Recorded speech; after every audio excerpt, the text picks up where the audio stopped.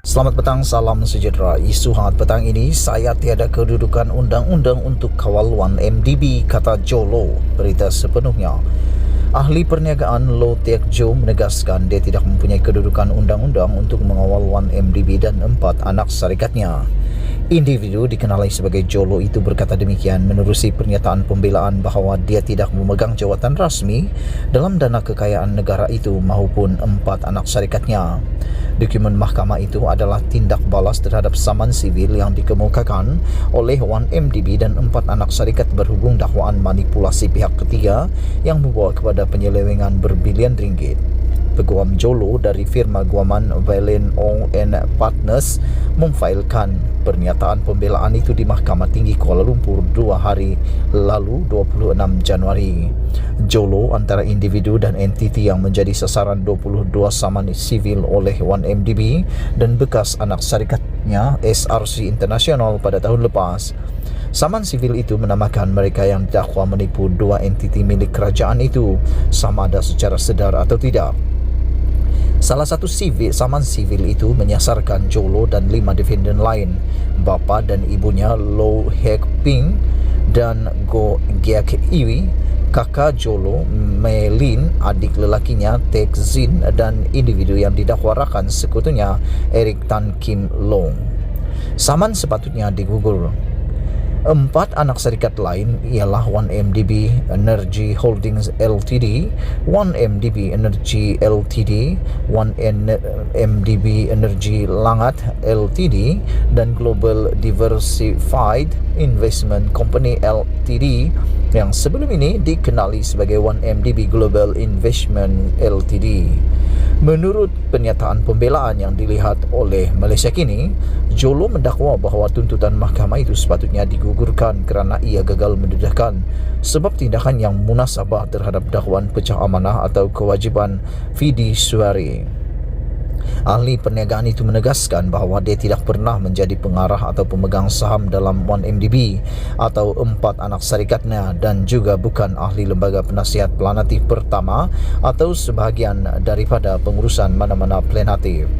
Oleh itu, defendant pertama Jolo tidak mempunyai kedudukan undang-undang untuk menjalankan kawalan ke atas planatif termasuk tetapi tidak terhad kepada mengarahkan atau sebaliknya menyebabkan pemindahan dan atau penerimaan dana yang dikatakan, kata Jolo.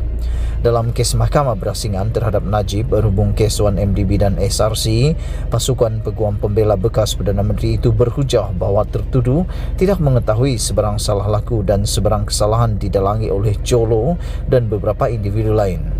Sementara itu, menerusi pernyataan pembelaan, Jolo berhujah bahawa saman 1MDB terhadapnya adalah tidak wajar kerana Jabatan Kehakiman DOJ Amerika Serikat telah pun mencapai persetujuan global dan komprehensif dengannya berhubung saman sivil DOJ berkaitan 1MDB terhadapnya.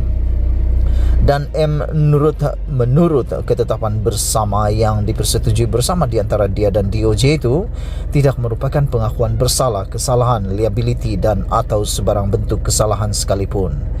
Ahli perniagaan itu mendakwa saman sivil yang difailkan 1MDB terhadapnya bergantung sepenuhnya kepada pemfailan DOJ sebagai asas kepada dakwaan tersebut dan mendakwa dana kekayaan negara itu mengabaikan penyelesaian global dan komprehensif di antara DOJ dan pihaknya.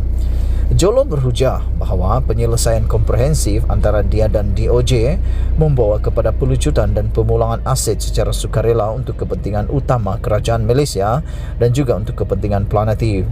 1MDB dimiliki sepenuhnya oleh Menteri Keuangan diperbadankan yang menjadikan ia dimiliki oleh kerajaan Malaysia. Planatif dalam guaman di sini adalah dimiliki oleh kerajaan Malaysia melalui Menteri Keuangan diperbadankan.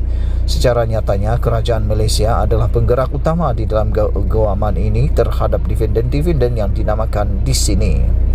Lanjutan kepada di atas, tuntutan-tuntutan planatif adalah bersamaan dengan satu tuntutan berganda ke atas aset-aset yang telah dipulangkan dan tidak seharusnya dianggap sebagai jumlah yang boleh dilucut hakkan dakwa Jolo.